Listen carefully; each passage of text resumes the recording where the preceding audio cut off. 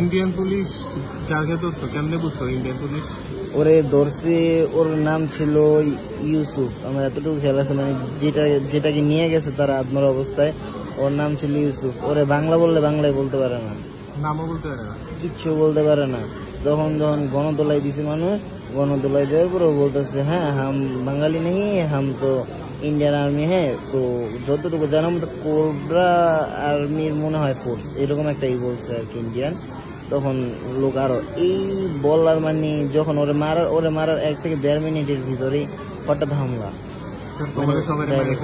হ্যাঁ, আমি যে হসপিটালে ছিলাম ওই হসপিটালে আমরা মানে আমার সাথে একসাথে 32 জন ঢুকাইছি। 32 জনের ভিতরে 30 জন ডেড। এটা আব্দুল্লাহ হসপিটাল কাজলাতে, আপনি খোঁজ নিলে এখনো পাইবেন। ওই ইন্ডিয়ান আর্মির একটা বড় ফোর্স ছিল যাত্রাবাড়িতে। হ্যাঁ হ্যাঁ, সেই জন্য এই কাজ করছে। আপনার মানে আমাদের শহীদি ভাই একসাথে 32 জন ঢুকাইছে। 32 জনের ভিতরে আমি একমাত্র ছাড়া সবার বুকে গুলি খেয়ে কন্ডিশন খারাপ। 30 জন অলরেডি ডেড ছিল, একজনকে নিয়ে গেছে।